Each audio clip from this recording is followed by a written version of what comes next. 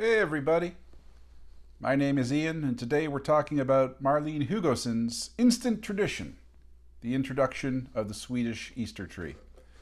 I like this article because she's framing the question that is sort of quintessential to a lot of folklore study. I mean, she isn't phrasing it in this particular way, but we can extrapolate from it quite easily. In that traditions arise, don't they? I mean, the practice that starts to become known as a tradition has origins.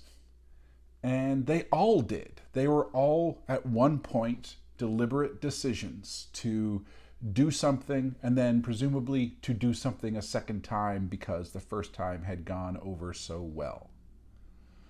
And therefore, enters into some pattern of continuity where the calendar operates in part by, or the understanding of the calendar operates in part by the expectation that this thing would happen again at this particular time of year, that it's one of, and it's usually tied up with different practices, but one of the practices that is going to enter into the repertoire of forms that are used to mark a particular occasion. And as it becomes, we're talking particularly, I mean, all traditions would work this way, but we're talking about calendrical ones and calendar customs in particular. And that is found, presumably it is found quickly meaningful, and it becomes adapted. Doesn't mean that it can't change over time, but it becomes adopted and then enters into the same kind of cycle of slow adaptation that might happen with other traditions. But we also kind of imagine that it happens in some sort of illusory past. And when Hugoson's talking about the Easter tree in Sweden, she's talking about something that really only emerged in this century. Early efforts in the late 1990s, but basically this is a 21st century phenomenon. But the newspapers easily call it a new tradition.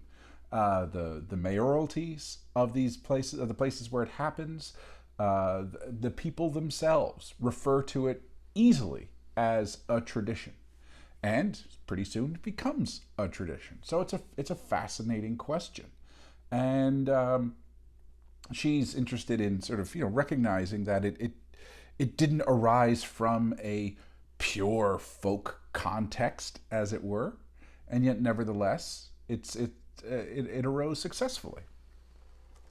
So what are we talking about? Basically, in Sweden, in many towns, she identifies, by the time this was written in 2006, in about 14 towns, and who knows, maybe it's happened in more, there started to be placed in the public sphere a large birch tree that was decorated with feathers and sometimes the images of witches for reasons, and basically decorated, but in a decoration that was fundamentally different from, and using a different tree from, Christmas trees, but often in the exact same place in the square for Easter. And Easter trees do exist elsewhere, but this is not a borrowed tradition. This particular manifestation of this thing that can be called the Easter tree originated in Sweden. And it originated in part because they were trying to enter into the Guinness Book of World Records to various communities. The article makes it clear that Swedes must be obsessed with the Guinness Book of World Records. But we're trying to enter into it for the world's largest Easter twigs. And Guinness basically said, Easter twigs really aren't a thing that we would really care about, so we're not doing it. So although those efforts at record making failed, nevertheless, this emerged. Now, what's an Easter twig? Well, the Easter twig has a certain amount of history to it, and there's only so far back you can go. But basically, at Easter time, it was there was the Easter fright, where people were whipped with servants were whipped or children were whipped with birch twigs in order to basically have them feel some of the suffering that Jesus felt. So it was a frightening form of tradition. By the end of the 19th, early 20th century, the religious undertone had disappeared. It wasn't a form of penitence, or it wasn't a form of punishment, either self-directed or otherwise. It was play. It was sort of a little bit of the subversion that happens in liminal times, where servants were allowed to beat their masters and children were allowed to beat their parents. Basically, it was often basically the last one awake got beaten with the twigs, and it was a playful aspect. And the twigs, nevertheless, also entered in as a form of decoration, maybe because they had a certain resemblance to palm fronds, and therefore the Palm Sunday aspect, even though the whole palm frond thing wasn't really part of Swedish Christianity because of the Protestantism and not doing Palm Sunday in the same kind of way as Catholics would. But nevertheless,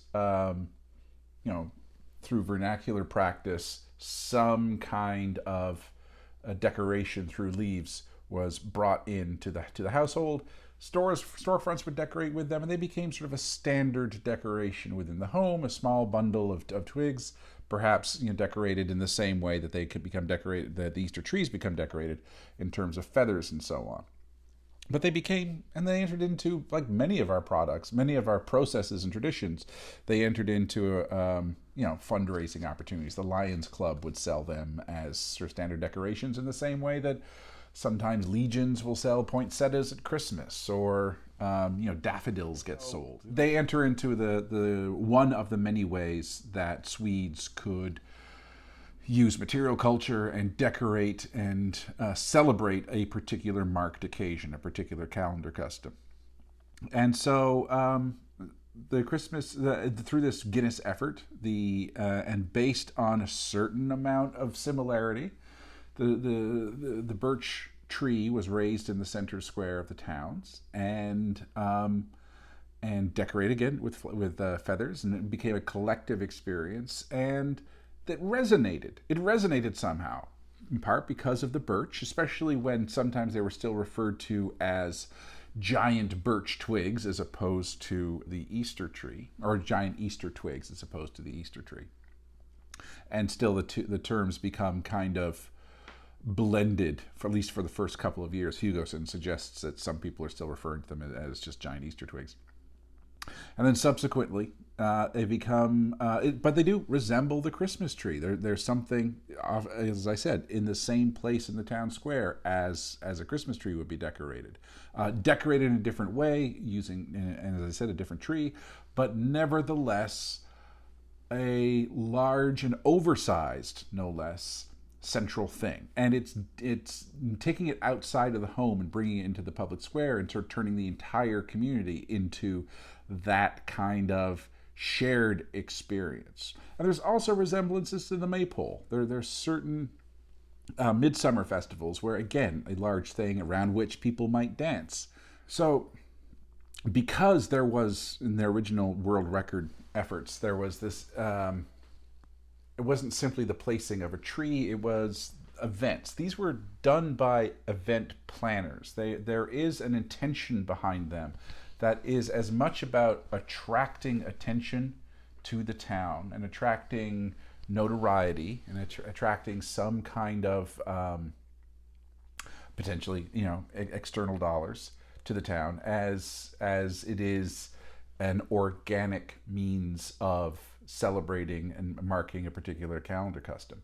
So, but and as such, because they were introduced in this manner, they became part of or associated with event. So it isn't, you don't want to think of the tree simply as an object.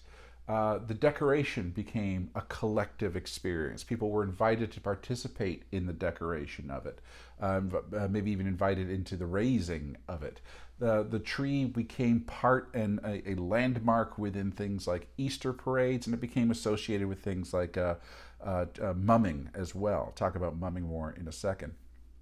But the decoration of the tree in particular became this community collaborative effort that welcomed many, and interestingly welcomed many immigrants in Sweden, that they could participate in this, in large part because it was largely devoid of overt religious symbolism. So, in as much as similar to how the Christmas tree is often appreciated, not necessarily adapted, but it is something that might actually be part of non-Christian households within North America, because recognize and celebrating Christmas in its secular way without any kind of participation in the religious narrative, so too the Easter tree allows for that.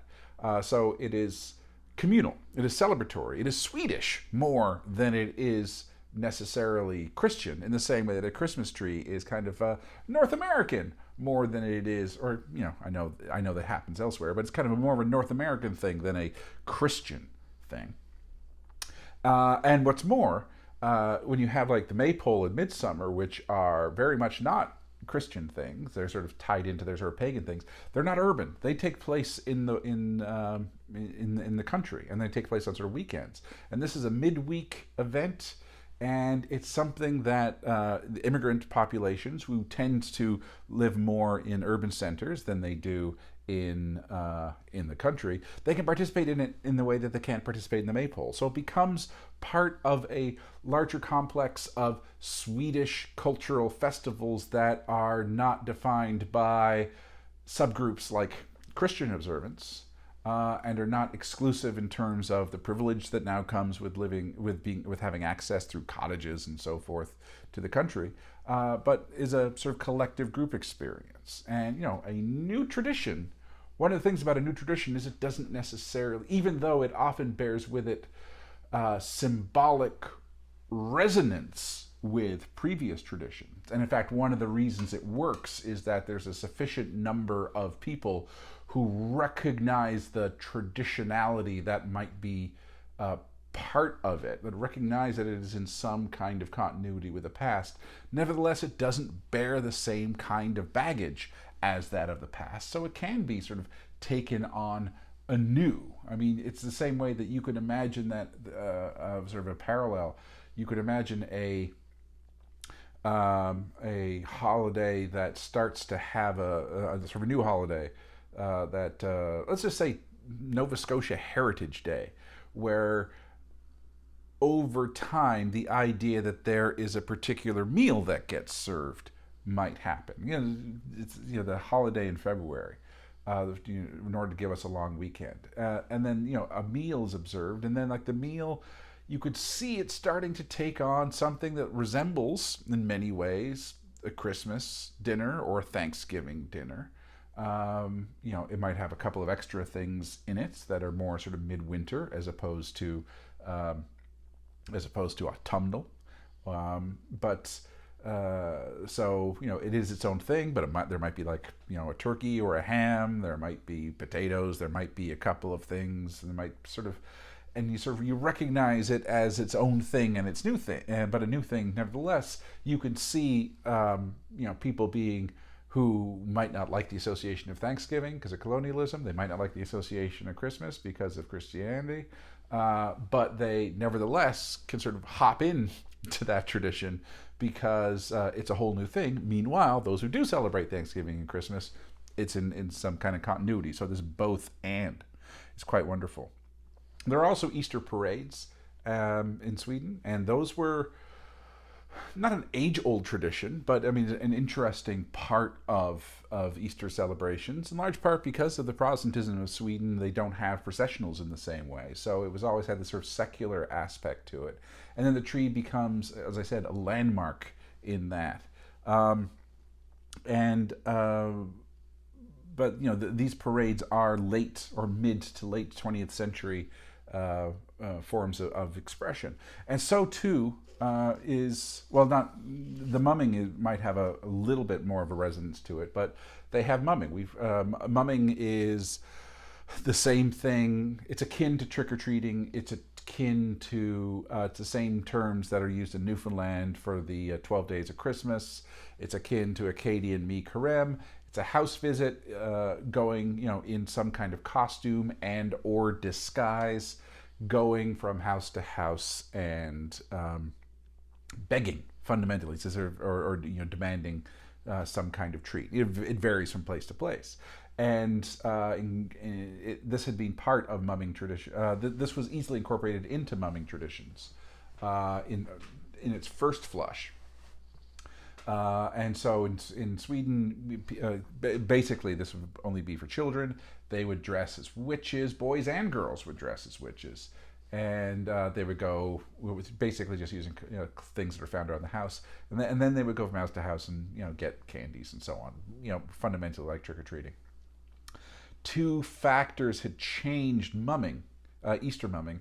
One is the emergence of Halloween, and the emergence of Halloween is sort of thereby being seen as kind of modern and fun, as opposed to Easter mumming, which might have been old-fashioned. Other elements that kind of affected it are related to that in terms of, where Halloween involves costumes and therefore store-bought things. Stores started to encourage Halloween as more opposed to mumming, because the mumming was, you would wear stuff that you would find in your home. And then the gender thing people started wearing their costumes, their Halloween costumes back in mumming, and they stopped the witches. That's one of the factors, the kind of shift and influence of Halloween, despite the fact that they're 4 or 5 months away.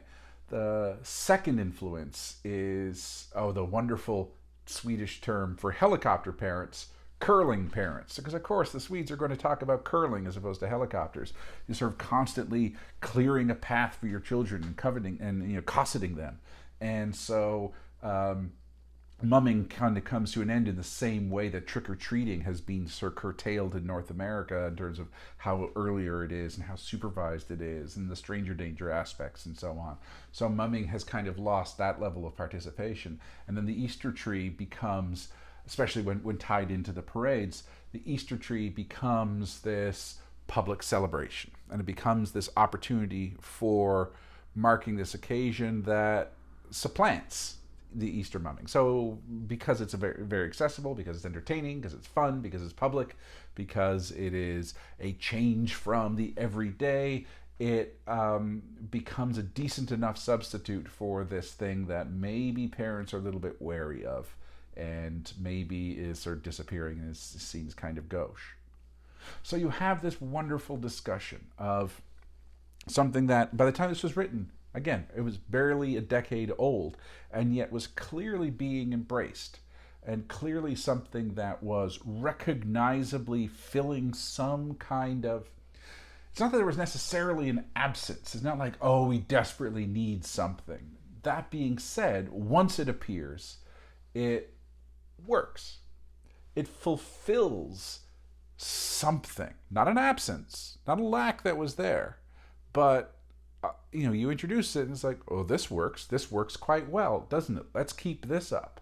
And then just gives you pause. So even though it was introduced in this sort of cynical effort in terms of getting into the Guinness Book of World Records, and even though it was a matter of sort of city planners, and even though it can really only exist because of city planners and so on, because it is the public square, because there is money, and even though all these things you can sort of look at it cynically, and it's right to look at these things with at least a sort of a little crooked eye in terms of, what's the capitalist motive and blah, blah, blah, blah, blah, blah, blah.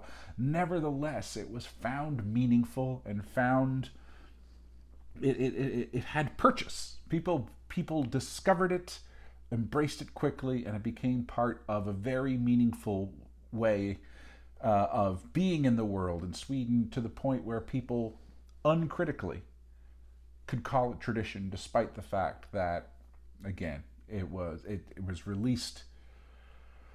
It's more recent than The Matrix in terms of something, in terms of time depth. Friends has been around longer than the Easter tree, and yet this is seen as working because it resonates with extant traditions. It fulfills some kind of purpose. It is nevertheless new, and new is often fun. It's that lovely tension between the Tolkien tension, Barry Tolkien's idea of the dynamics of folklore, and the tension between conservative and dynamic, that we like things that are consistent, over time, and we like sort of the persistence of things. Nevertheless, we also like adaptation and the new, and folk culture exists in that wonderful tension. The desire for keeping things as it were, the desire for refreshing and rejuvenating, and within that's where the tension lives. And it's fun. It's fun.